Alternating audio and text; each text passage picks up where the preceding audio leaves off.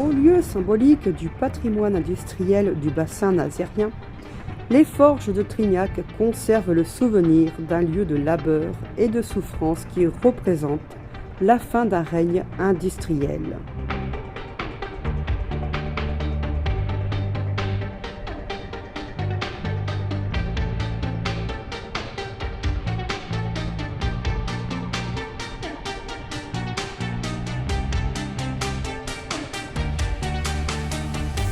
Dans l'inconscient collectif, ce site a nourri l'imaginaire des habitants. Les derniers témoins racontaient. La coulée de la fonte dans la nuit se voyait à des kilomètres à la ronde. On pouvait lire son journal comme en plein jour. On peut imaginer le pouvoir d'attraction sur les populations d'un tel phénomène dans cette étendue de marais à une époque où la télévision n'existait pas. Dans le silence, tel un dragon qui crache une flamme immense, les hauts fourneaux ont marqué des générations.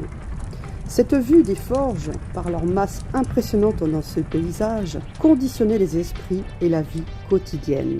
Les forges étaient surnommées la mangeuse d'hommes. Les nombreux accidents survenus aux forges ont aussi participé au mythe des lieux. 2 témoignages parmi des dizaines d'autres recueillis montrent combien les locaux ont pu être marqués durablement par l'usine métallurgique. L'un racontait. Il y a eu une explosion au fourneau. Un ouvrier a sauté en l'air et a traversé l'usine pour tomber dans le jardin de la Margot. Un autre racontait. La vie d'un homme ne comptait pas beaucoup. Il y en a qui sont tombés dans les hauts fourneaux. Il n'y avait alors rien à faire.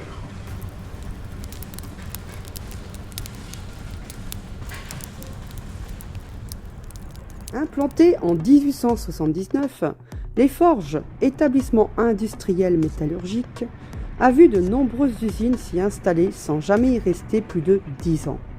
Les forges vont fonctionner une 60aine d'années, jalonnées de faillites et liquidations judiciaires. Elles connurent également de nombreux mouvements ouvriers. À l'époque, le site faisait 90 hectares. Aujourd'hui, il n'en reste que 2. 2000 puis jusqu'à 4000 personnes travaillaient sur le site. Le charbon et le minerai arrivaient par train. Le minerai allait directement dans les hauts fourneaux et le charbon était transformé à la coquerie, donc en coque. Après, c'était transformé en fonte, en acier et le tout était envoyé au laminoir où sortait l'acier en rail ou en plaque selon l'utilité. Les forges fournissaient donc en tôle de fonte et d'acier les chantiers navals de Saint-Nazaire, alors en plein développement pour la fabrication de coques de paquebots. Elles avaient même, plus tard, fourni l'acier nécessaire à la réalisation des rails du métro de Paris.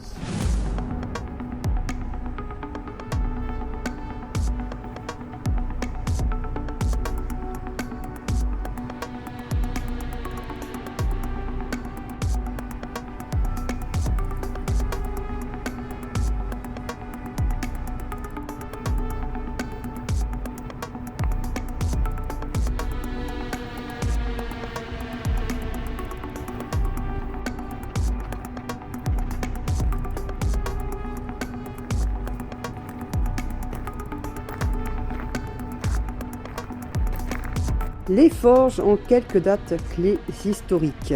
1879, la création de la Société des forges de Trignac. En 1894, importants conflits sociaux, une grève très dure qui arrêta la production.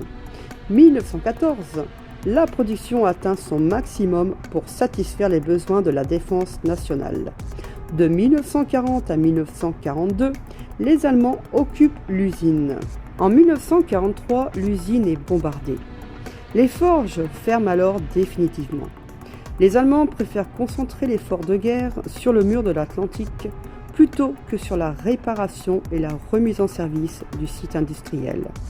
À partir de 1945, et ce jusque dans les années 60, le site est démantelé.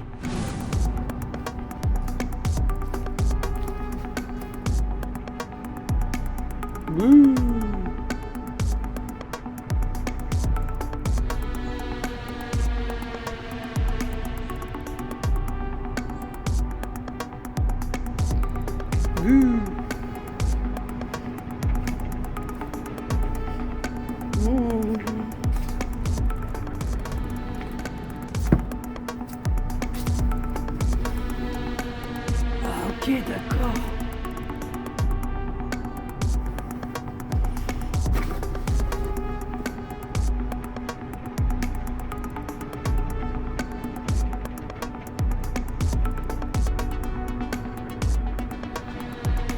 Aïssou, on va essayer de sortir de là. Est-ce que je vois la lumière au bout du tunnel? Je vois la lumière au bout du tunnel. Ah, yes. Je vais aller au paradis ou quoi? Ouh. Yes.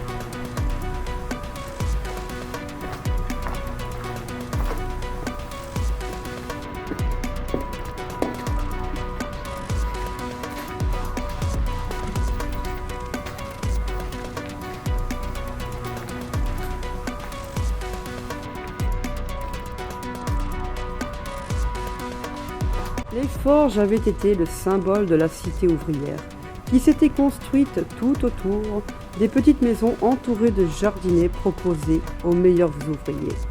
Aujourd'hui, il ne reste presque plus rien, mais on peut largement imaginer ce qu'était ce site impressionnant.